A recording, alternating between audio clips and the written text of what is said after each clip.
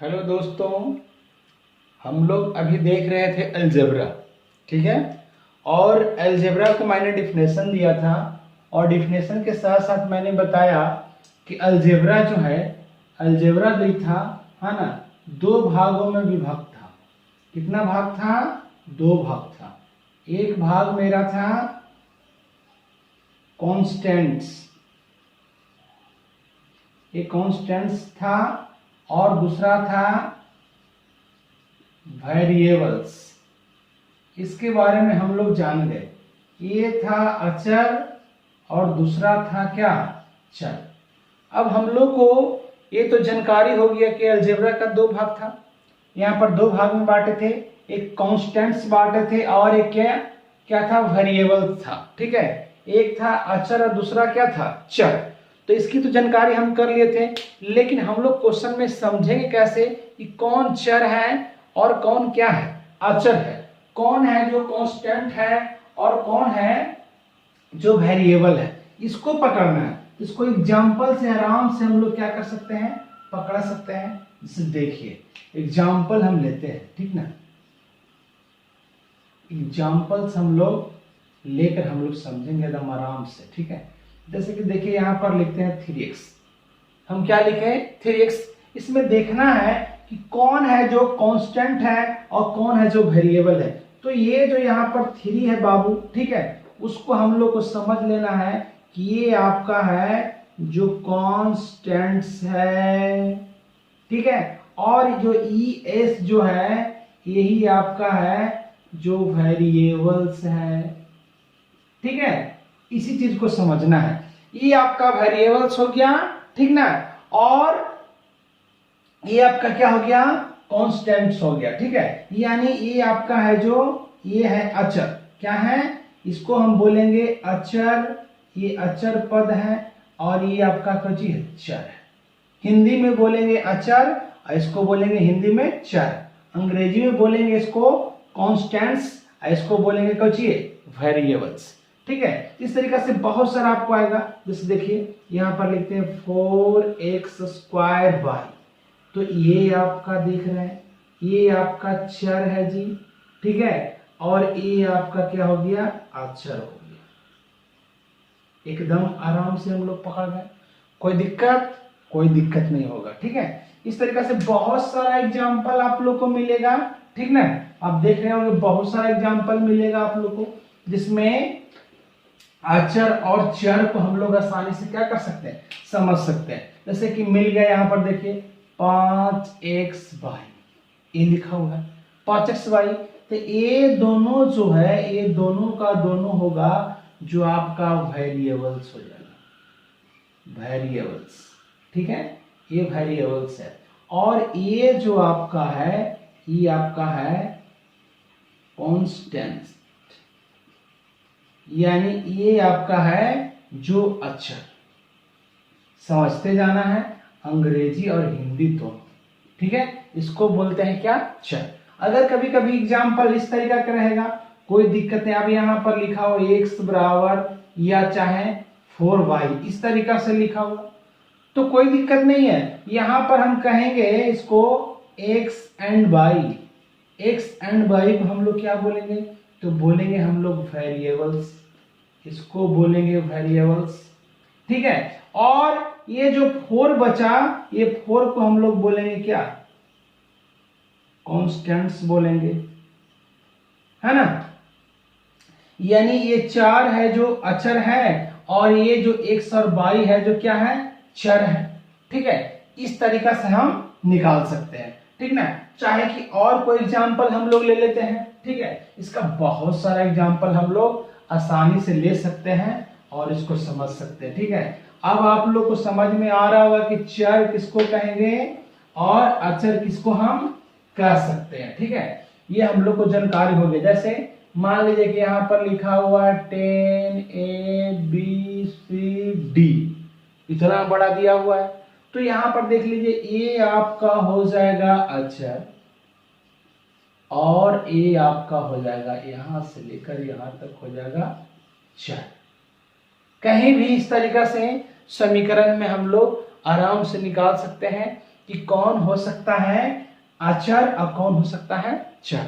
अब आप लोग को कंफ्यूजन दूर हो गया होगा, चाहे लिखा हुआ है 2x² y² z², इस तरीका से लिखा हुआ, तब भी इसमें जो है ये होगा चर पद ही होगा, ठीक है, और ये जो 2 है ये क्या होगा, अचर होगा। अब आपको तो चर और अचर पकड़ने में कोई दिक्कत नहीं होगा, ठीक है। तो चलिए अब आगे चलते हैं, ठीक है। अब देखना है आगे, अब हम लोग आगे देखेंगे अलजेब्रिक एक्सप्रेशंस, ठीक है, जिसको कहते हैं बीजीय व्यंजक, इसको क्या बोलते हैं, बीजीय व्यंजक, ठीक है।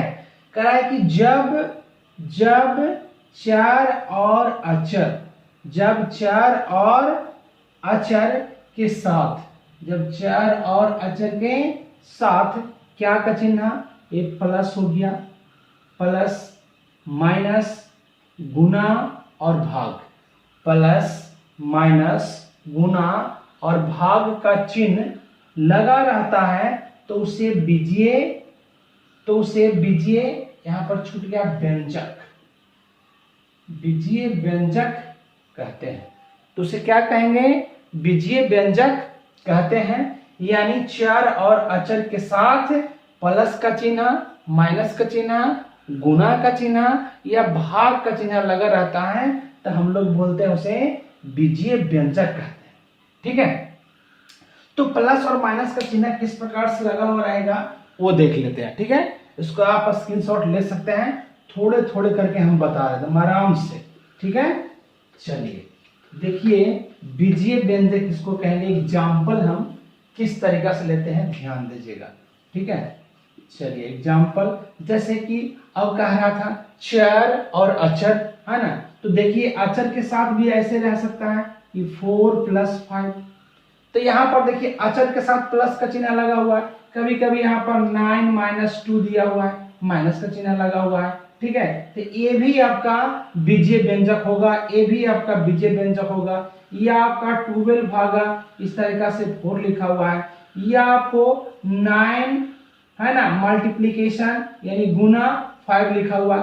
इस तरीका से अचर पद के साथ प्लस माइनस गुना का चिन्ह दिया हुआ है, तो उसको व्यंजीय व्यंजक हम लोग कह सकते हैं। या इस प्रकार से रहे कि x + y, अब देखिए चर यहाँ पर आ गया, ये भी चर है, ये भी चर है, ठीक ना। यहाँ पर लिखा हुआ है 2x² + y लिखा हुआ है, तो यहाँ पर ये देख रहे हैं ना कि स्क्वायर x² है, यहाँ पर y है, तो ये आपका अचर है, जबकि ये क्या है, चर है, ये भी चर है। इसके साथ कोची का चिन्ह लगा हुआ, प्लस का चिन्ह लगा हुआ। कभी कभी रहता है हम लोग को x भागा कितना है, y है, चाहे तो इस तरीका से a गुना b है, चाहे कि ab गुना यहाँ पर d है, कुछ भी इस तरीका से चिन्ह जब लगा हो रहता है, चर के साथ चर और चर के साथ भी लगा हुआ रहेगा, या अचर और चर के साथ मिलकर लगा हुआ रहेगा, किसका चिन्ह लगा हुआ रहेगा, प्लस का, माइनस का, गुना का, भागा का, तो उसको हम लोग बोलेंगे क्या, बीजीय व्यंजक बोलेंगे। जैसे देखिए समझना है एकदम आराम से, ठीक है। देख लीजिए आगे थोड़ा सा देखते हैं, इस तरीका से रहेगा तब भी उसको बीजीय व्यंजक हम लोग बोलेंगे। देखिए लिखा हुआ 2x + 5y = 10, कुछ भी यहां से लगा सकता है। तो यहाँ पर देख रहे हैं कि ये दोनों में चर और अचर दोनों है, चर और अचर दोनों है, यहाँ पर कोची है, अचर है, तो इस तरीका से यहाँ पर चिन्ह कोची का मिलेगा, प्लस का मिल रहा है, ठीक ना। यहाँ तो इक्वल का चिन्ह है, लेकिन यहाँ पर कोची का चिन्ह है प्लस का, जिसको हम लोग बीजीय व्यंजक कर सकते हैं, ठीक है, इस तरीका। चलिए अब आगे देखते हैं। चलिए अब देख लेते हैं इक्वेशन भी हम समझ लेते हैं, इसको समीकरण हम लोग बोलते हैं, ठीक है। इक्वेशन मींस क्या होता है, समीकरण, इसको भी हम देख लेते हैं। जैसे मान लीजिए इक्वेशन इस तरीके का होता है 6x + 4 = 20 दिया हुआ, ये मेरा एक क्या है, ये समीकरण है, ये क्या है, समीकरण है, जिसको हम लोग हल भी कर सकते हैं, x का वैल्यू भी निकाल सकते हैं। या लिखा हुआ 2x - 1 = 12, इस तरीका से कुछ भी रह सकता है। चाहे लिखा हुआ है 3y + 5 = 10, ठीक ना। ये सब मेरा क्या है, जैसे देखिए 7a + 5 = 4, कुछ भी रह सकता है इस तरीका से, चाहे कि 9m + 4 = 7। इस तरीका से जो कुछ हम देख रहे हैं यहाँ पर, इसको हम लोग बोलेंगे क्या, इक्वेशन। क्या बोलेंगे, ये सब मेरा क्या चीज है, समीकरण। ये क्या है, समीकरण। इसमें x का वैल्यू निकलेगा, इसमें भी x का, इसमें y का, इसमें a का, इसमें किसका निकलेगा, m का। इस तरीका से समीकरण को हम निकाल सकते हैं। ठीक है, ये मेरा इक्वेशन हो गया। ठीक है ना, ये समीकरण हो गया। तो चलिए समीकरण निकालता है कैसे, इस तरीका से एगो समीकरण को पहले हम देख लेते हैं। यहाँ पर एक समीकरण, चलिए फिर से इसको मिटा कर लिखते हैं।